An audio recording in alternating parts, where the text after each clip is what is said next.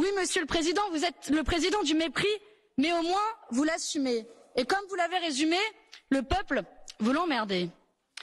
La presse s'est d'ailleurs arraché les cheveux pour vous traduire. Ils ont bien fait car cette insulte, vous pouvez l'adresser dans toutes les langues aux peuples européens. L'égalité femmes-hommes, vetel cuerno. La justice sociale, scegli of sì. Le climat, facciamolo incansare. Nos droits fondamentaux, peace off. Mais reconnaissons-le, il y a des gens que vous n'emmerdez pas. Par exemple, vos amis les milliardaires dont la fortune a doublé pendant votre quinquennat. Voilà ce qui résume l'essence de votre politique, Monsieur le Président. Aux travailleurs, aux précaires, aux activistes, les insultes et les coups.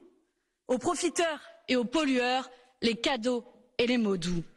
Chers collègues, ne soyez pas dupes, vous avez en face de vous Docteur Emmanuel qui a fait beaucoup de promesses aujourd'hui, je dois le reconnaître, mais vous avez aussi un Mister Macron qui est en réalité celui qui casse nos droits sociaux, réprime les mobilisations et n'a rien à faire de l'urgence climatique. Alors comment voulez-vous croire que vous ferez en Europe le contraire de ce que vous avez fait en France? La présidence française ne devrait pas être un marchepied électoral. C'est une occasion historique de rebattre les cartes du jeu. Par un acte fondateur, d'abord, faire primer la santé sur les profits en levant les brevets des vaccins contre le Covid. À laquelle, Monsieur le Président, vous êtes systématiquement opposé.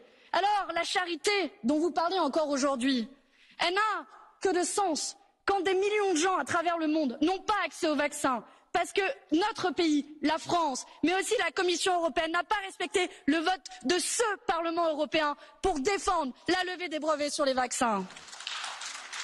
Par une priorité ensuite, Monsieur le Président, empêcher que se réinstalle le carcan de l'austérité budgétaire mise en sourdine pendant cette crise. Dans votre monde lointain, ce sont peut-être que des lignes comptables, mais dans notre monde réel, ce sont des gens, des aides sociales pour manger, des services publics pour apprendre ou se soigner.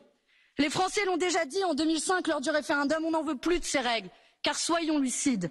Si on veut demain renationaliser le fret, interdire les pesticides, développer des cantines bio ou locales, sanctionner les paradis fiscaux européens, il faudra assumer de se confronter aux règles européennes qui nous en empêchent. Et je conclus là-dessus. La France est un pays fondateur, la deuxième économie de l'Union européenne. Elle a les moyens et le devoir d'imposer un principe, la non-régression sociale et écologique, pour que plus jamais une norme européenne ne vienne amoindrir nos droits ou ralentir la lutte contre le dérèglement climatique.